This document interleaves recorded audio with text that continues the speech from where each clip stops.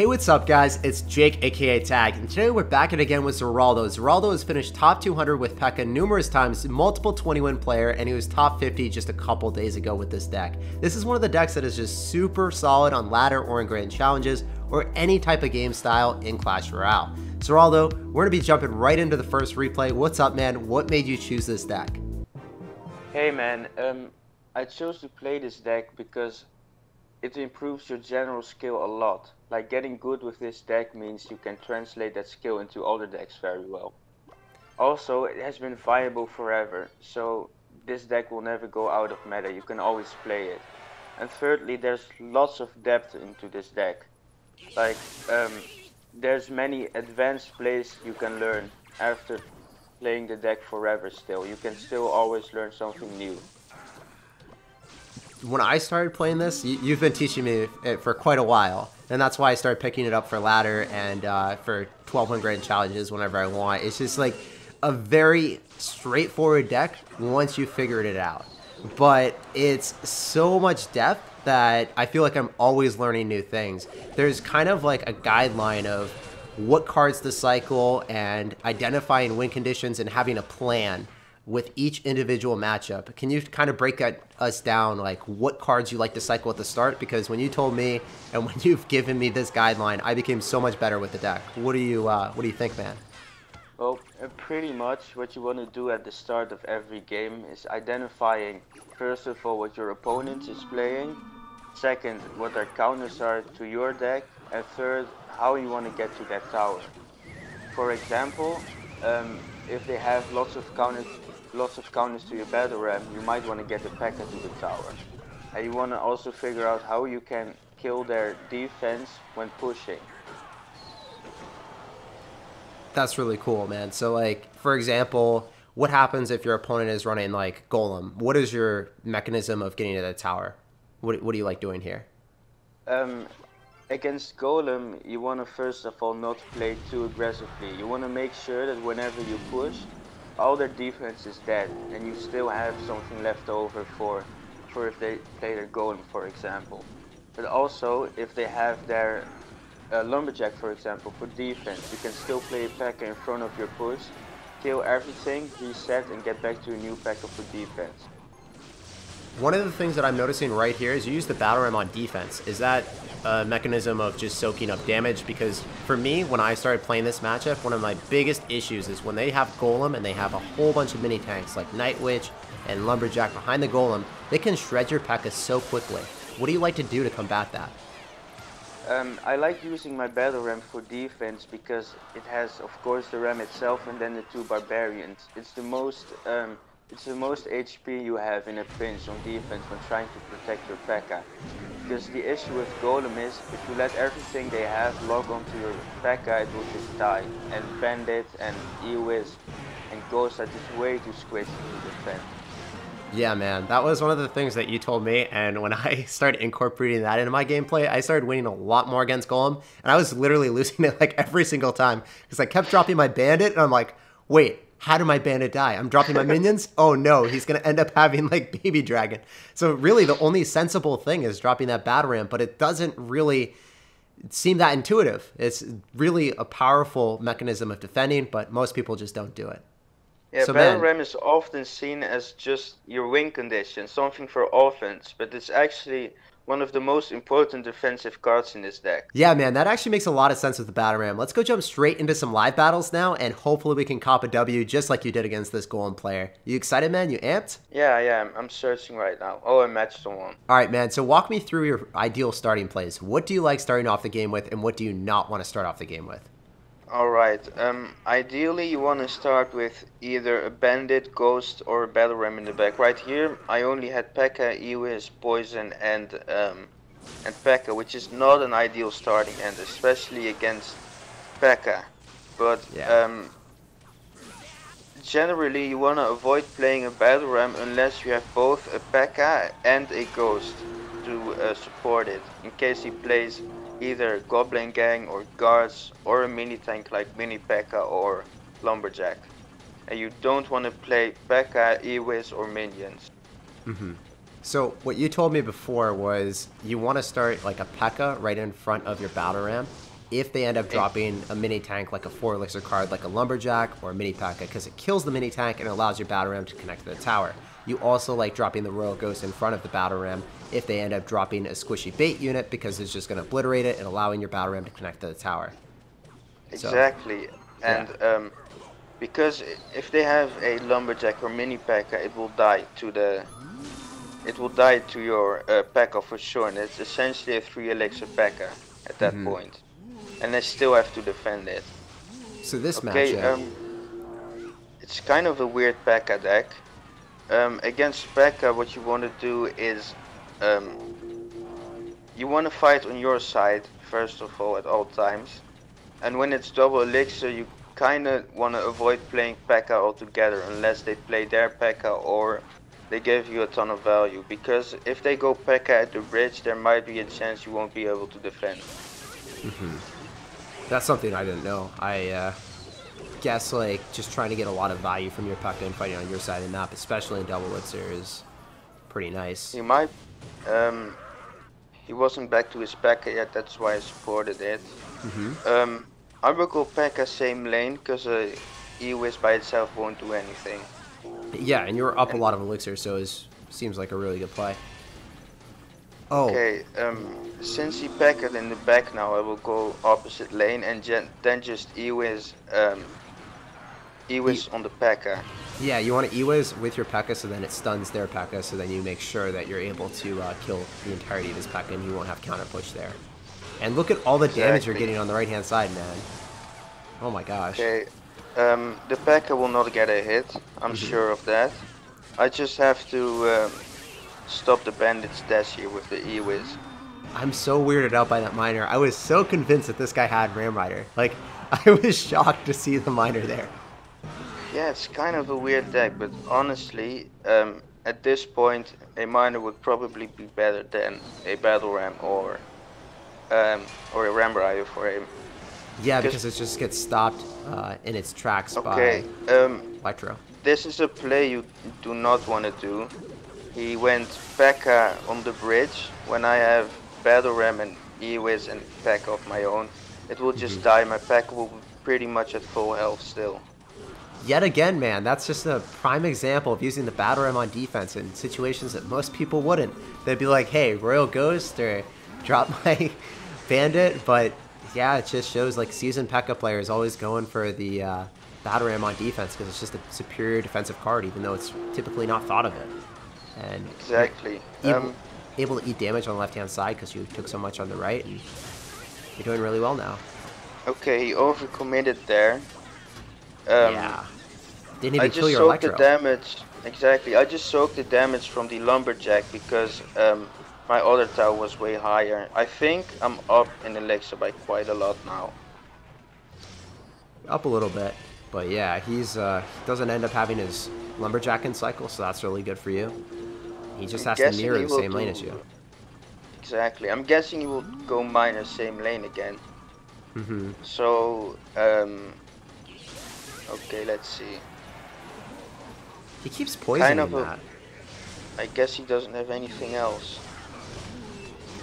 Weird. I wouldn't have played the baby dragon there. Yeah, and I feel like the baby dragon... Oh, wait, the Pekka. Oh my gosh, dude. That's 2 zaps. That was so weird. 1 zap will not be enough. I would think He's probably going to try to miner to pull it back and then get the baby dragon on, maybe. Yeah, it didn't work. Well played. Sauce out of poison, you got him. Exactly. I feel like this matchup's really tough for you because the miner, as you said, is like a immediate source of damage where it's so hard to get the battle ram through in this situation. Well played. I think the most annoying card in this deck for me was the snowball because it does a lot when in a pinch, when he doesn't have anything else to defend. One thing I could have done better there is apply a little more pressure and try to kill his Lumberjack on offense with a Pekka when he didn't have his own. But yeah, it's kind of risky to go Pekka on the bridge when he has Baby Dragon and E-Wiz. I'm in another ladder game. My starting hand is quite bad. I have E-Wiz, minions, and my 2 spells, so I'm gonna wait to see what he does. Awesome. So you really just dislike cycling minions because your opponent could potentially end up having Balloon. They go opposite lane. The minions are out of cycle. You lose the game because the E-Wiz is kind of flimsy and not very dependable against it. So we see Knight and we see Archers. We're probably going to be facing a Pekka deck. Or Expo, yeah. Sorry. Expo. I was also thinking like maybe Pekka Graveyard because a lot of people run that. But no, he's going to end up having Mortar. Wow. Oh, this might be that very old Mortar Rocket deck? Yeah. Yeah. So, I think yeah, I think it's the old Mortar Rocket deck that has arrows and tornado.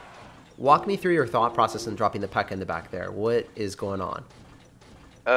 I did not over defend there. I tried to punish him immediately so I could slow roll a Pekka from the back. His cards all died to my spells. So doing this and then having like a push on both lanes, it will just kill him entirely. He will not be able to defend. Wow, man, that was actually insane. So one of the things that I picked up from your gameplay when I was watching it and trying to get better at this deck constantly, I think there was like 3 hours one day, literally just going in for the Pekka plus the minions was one of the biggest pushes that I've seen you just had success with. Because if they snowball and they end up hitting your minions plus the battle ram, obviously snowballing or fireballing a battle ram, knocking it back and doing a tremendous amount of damage to that or the bandit feels really bad. But if they snowball like the Pekka or they fireball the Pekka plus the minions, it doesn't really matter. So is that a fair assessment that you like going in for minions with your Pekka more so than with the other supporting troops? Exactly. I like going minions with my Pekka because generally the cards they want to use against my Pekka either die to minions or they need those cards for the other lane as well. And against Mortar, generally what you want to do is what I just did. Don't use a lot of elixir to defend. Still make sure you don't lose your tower because Mortar can still defend using very little elixir, but just try to build an elixir advantage and put pressure on both lanes. Yeah, man. I think you played this game pretty solidly. Like, there's a awesome template to go on. So if you guys are wondering what the better push is to do, always go in for the battle ram with other supporting units besides the minions. What supporting unit do you generally like more so with the battle ram? Do you like the bandit behind the battle ram, not in front, or what do you like? It depends on what they have, and if I push on both lanes. Generally, if they have spam troops, you go ghost in front, and if they have like medium troops like a lumberjack, you go bandit behind it. What you don't want to do is play, for example, a ghost or an E-Wiz behind your battle ram that they can snipe and then still kill your ram. You want to make sure that when you push, you kill all of their defense at the same time. That makes a lot of sense, man. Let's hop on to the next game. The same guy I played earlier, he is using Golem Furnace. Yeah. What I want to do against this deck is use my battle ram defensively against this prince because it will just shred through my Pekka. Also, what you might have seen there with my poison is I delayed it slightly, so it takes out, so it slightly clips the second minion of the first wave, and then the first minion of the second wave. It will kill the poison. I mean, it will kill the furnace entirely. Just yeah. So essentially, your tower will finish it off. Yeah. That's awesome. Okay, so he's playing this very well. My cycle isn't great. I kind of want to have my battle ram before my Pekka, but okay, let's see. So you're gonna go for minions in the back, and you're just gonna go for a bandit right on top of the prince. That's pretty well played. So what are you going to try to do here? Because he's going to end up having Furnace, and he's going to end up having Electro plus Prince. So he's going to have a pretty strong foundation to obliterate any bridge spam. What's your mechanism of breaking through? Are you hoping like he misplaces a Furnace, and then you go opposite lane, or overcommits? Or are you just waiting for the ideal opportunity right now? I'm not counting on him to make any mistakes. What I want to do is get his tower like in one push and not try to chip it out later. And then when I get his tower, play full on defense and use my battle ram for defending my Pekka. Right here, he kinda messed up because he can either let the E-Wiz go, okay. So now I wanna go all in. He has the Prince defensively, so I'm Pekka-ing offensively. There's his fireball. Pekka is still alive. I love how you spaced out the bandit from the Pekka and the minion, so he wasn't able to get absurd fireball value. And now you're going to spam on the right-hand side because he's just down a bit of elixir. Pekka really got 2 hits. Yeah. And you bait out the furnace. Man. See, that's just one of those things that I wouldn't have done. I wouldn't have known to eat the baby dragon hits for that. That was just really well orchestrated. And the way that you spaced out your units to not give spell value, that was really clean as well. It's just unconventional for people to think about, oh, I actually have to use my Pekka on offense to tank for my battle ram or tank for my bandit so then I can get extra hits. And it's just really cool to see that in action. So right now your Pekka's going to be out of cycle for the golem, so are you just going to try to play offensive so he doesn't have the ability to golem? Yeah, the only reason I could Pekka there is because I have a lot of damage in both lanes. If he golems, it's risky. And as you can see, my ghost connected. Fireball. Okay. It's so weird to see fireball with gold. It's weird to see furnace with golem. Yeah. Since his fireball's out of cycle, my E-Wiz is safe here. I will zap the fire spirits just so I can buy my Pekka some more time and block the prince. I need my Pekka to survive. Yet again, dude, we just see the battle ram on action on defense. It's just a really nice thing that I've never really incorporated until you showed me the way. Okay, so he might fireball my I'm gonna minions up high and then exactly. Because he did that. You knew he was and gonna now do I it. Will, yeah. And he's gonna furnace, but this will kill the furnace and I can zap the barb and connect. Nice. I will keep applying pressure here. This will probably die to a prince, but I can minions to kill the prince afterward. And then now he has to furnace, so I'm gonna play bandit.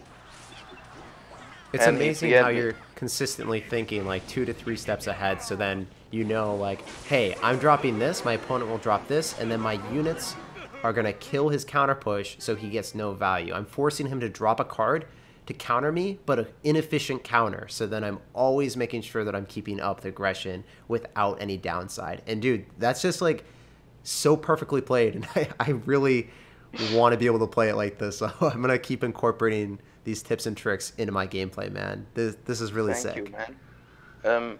One minor thing you might not have noticed there is when defending, instead of adding more DPS to my push, it's oftentimes better to remove DPS from his push by applying pressure or using your tank, your battle ram on defense to protect your DPS instead of adding a ghost or a bandit that will die immediately. And on that note, we're actually going to end today's video. Thank you so much, Geraldo, for coming on today. We learned a lot of tips and tricks to improve our own Pekka gameplay. Dude, where can people find you? Where can everyone follow you and learn about your friend link and all your tips and tricks? Thank you for having me on. And your viewers can find me on Twitter at Geraldo, where they can find a way to add me. And also, I'm gonna be hosting some giveaways next season, so look out for that. Awesome, dude. So if you guys are interested, make sure to go follow him. The links will be down below in the description of the video and as the pinned comment.